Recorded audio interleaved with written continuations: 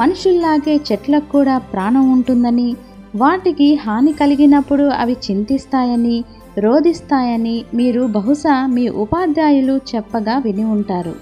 ఆ విషయాన్ని కనుగొన్న జగదీష్ చంద్రబోస్ ఒక విచిత్ర పరిస్థితిలో ఆ విషయం తెలుసుకున్నాడు.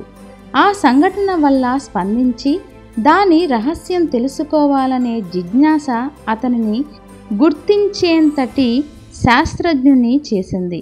విదేశీ శాస్త్రజ్ఞులు సైతం ముక్కున వేలేసుకుని ఆశ్చర్యపోయేంతటి ప్రకృతి రహస్యాన్ని కనుగొన్న బోస్ జీవితం బాలబాలికలందరూ ఆదర్శంగా తీసుకోవాలి.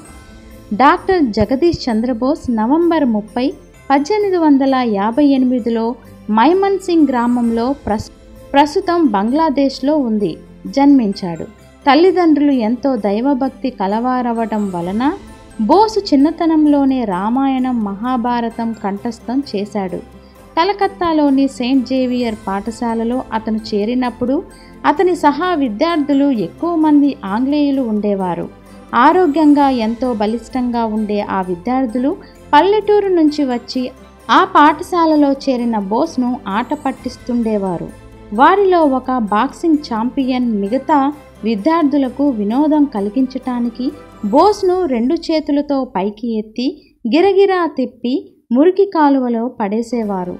ఎవరెన్ని చేసినా ఓర్మితో సహిస్తూ బోస్ ఎదురు మాట్లాడక ఆ బాధను భరిస్తుండేవాడు.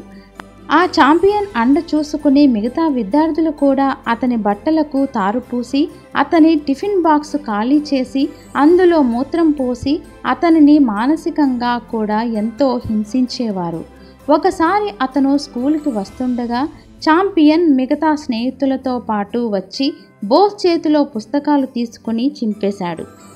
తనను ఎంత హింసించినా కూడా సహించిన ఆ చిన్నారి తన పుస్తకాలను చింపడం భరించలేకపోయాడు. అంతే, అతనిలోని కోపం కట్టలు తెంచుకుంది. ఒక్క ఉరుకులో ఆ ఛాంపియన్ పీకను ఎడమ చేత్తో పట్టుకుని కుడి చేత్తో మొహం పచ్చడి అయ్యేలా పిడిగుద్దులు గుద్దాడు. దాంతో అంతటి ఛాంపియను గింగిరాలు తిరిగిపోతూ కింద పడ్డాడు. అదే వేగంతో మిగతా రౌడీ విద్యార్థులను కూడా తలో 4 వడ్డించాడు. ప్రధానోపాధ్యాయుడి వద్దకు వెళ్ళి జరిగిందంతా చెప్పాడు. నిజమని తెలిసిన తర్వాత ఆ ఛాంపియన్ని స్కూల్ నుంచి డిస్మిస్ చేసి బోస్ను క్లాస్ లీడర్గా నియమించాడు. అంతకుముందు అతనిని హేళన చేసిన విద్యార్థులు అతనికి వంగి వంగి నమస్కారాలు పెట్టేవారు. ఆ స్కూల్లో ఆదర్శ విద్యార్థి బిరుదును పొందిన మొదటి భారతీయుడు బోస్. బోస్కి చిన్నతనం నుంచి మొక్కలు పెంచడం ఒక హాబీ. ఒకనాడు ఇంట్లోని పూల మొక్కలకు పాదులు కట్టి నీళ్లు పోస్తుండగా ఒక మొక్క ఆకుపై పురుగు గమనించాడు. వెంటనే కత్తెర తీసుకొని ఆ ఆకును దగ్గరలో ఉన్న ఆకులను కత్తిరించడం ప్రారంభించాడు.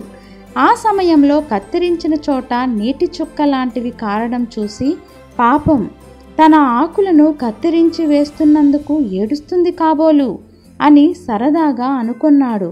కానీ మరుక్షణం ఉలిక్కిపడి, నేను సరదాగా అనుకున్నది నిజం ఎందుకు కాకపోవచ్చు? అవును, ఎందుకు నిజం కాదు? ఇది ఖచ్చితంగా పరిశోధించవలసిన విషయం. చెట్లకు కూడా ప్రాణం ఉండి తీరుతుంది అని అనుకున్నాడు. పాఠశాల చదువు అనంతరం విదేశంలో BSc చదివి వృక్షశాస్త్రంలో శిక్షణ పొంది భారతదేశం వచ్చాడు. 1885లో కలకత్తాలో ప్రెసిడెన్సీ కాలేజీలో లెక్చరర్గా ఉద్యోగంలో చేరాడు. కానీ అక్కడ అతనికి తిరిగి తెల్లవారి జులుము ఎదురైంది. తన తోటి యూరోపియన్ లెక్చరర్లకు ఇచ్చే జీతంలో సగం జీతం మాత్రమే ఇవ్వసాగారు. బోస్ బాధపడక యాజమాన్యం వారితో, పాపం మీరు ఆర్థికంగా ఇబ్బందుల్లో ఉన్నట్టున్నారు, అందుకే నాకు తక్కువ జీతం ఇస్తున్నారు, అది కూడా మీరే ఉంచుకొని పిల్లలకు స్కాలర్షిప్గా ఇవ్వండి అని అన్నాడు. దానికి వారు వెంటనే అంగీకరించి 3 సంవత్సరాల పాటు బోస్ చేత ఉచితంగా విద్యాబోధన చేయించుకున్నారు. తర్వాత ఒక బ్రిటిష్ దొర ప్రిన్సిపల్గా వచ్చి విషయమంతా తెలుసుకొని యాజమాన్యం వారు చేసిన తప్పుడు పనికి క్షమించమని కోరుతూ బోస్ ఉద్యోగంలో చేరిన నాటి నుంచి జీతం లెక్కగట్టి ప్రేమతో ఇచ్చాడు.